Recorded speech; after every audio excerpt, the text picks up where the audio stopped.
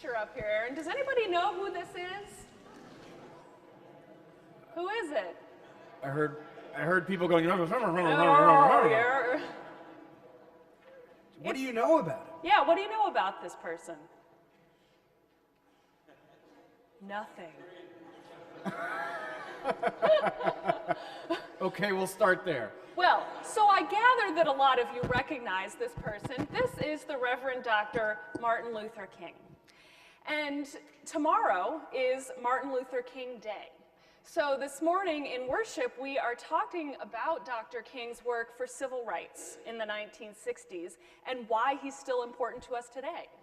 And we talk about Dr. King every year in the service on this Sunday. And why do we do that? I mean, they're learning about Dr. King in school and on news programs, but why do we come back to that every single year here in the worship service in the church? It's a good question. Well, it's important to remember that Dr. King was also a reverend. He was a minister.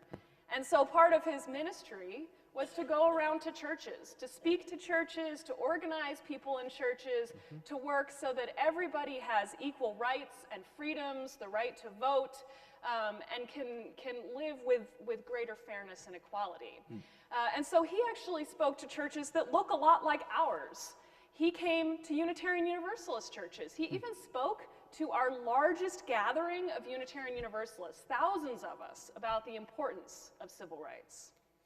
Well, and one of the reasons why he came to Unitarian Universalist churches was because he thought that we wanted to work on some of the same things that he wanted to work on, and that larger members of the community wanted to work on, that all people should have a right to vote, that Americans of whatever color skin could live and work together, that everyone was treated justly and fairly.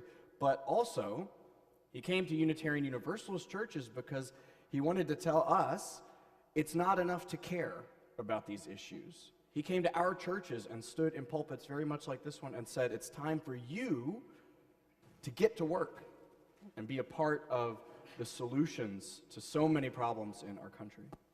You know, I've been thinking, I wonder what he would say if he were a minister in this church today. What would he say to us? I think he would say there's still a lot of work to do. I think he would say that there's plenty of people who are not being treated fairly at all, that people still get treated differently because of who they love or the color of their skin in our country, and that every single one of us here in the room has some job to play in making a fair and good and loving world. Well, and he knew how hard that was too, sometimes to stand up for justice, to speak out about what you think is right. And that's part of why we have this church. This church is here so that we don't have to do that alone. It's here to help us learn so that we can support each other in working for justice and creating a more fair world. And that's why we're talking about it in worship and in our classes. So we hope that you will continue to talk with each other, talk in your classes, talk with your families about how we can work together to create a more just world. Yeah.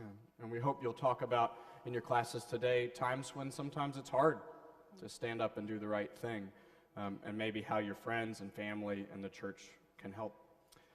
If you'll please join us, we'll sing our children to their classrooms and our teachers to their classrooms with the song, Go Now in Peace. The words are printed in the back cover of your hymnal.